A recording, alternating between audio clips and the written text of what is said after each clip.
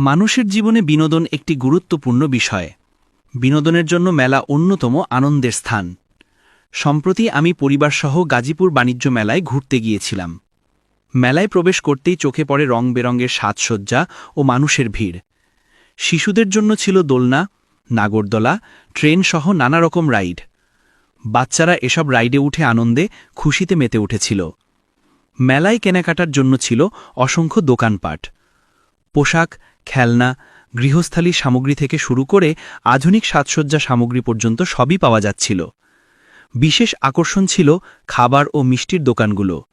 গ্রামবাংলার ঐতিহ্যবাহী মিষ্টি যেমন চিতই পিঠা, মালপোয়া, রসগোল্লা, ছানার জিলাপি ইত্যাদি পাওয়া যাচ্ছিল।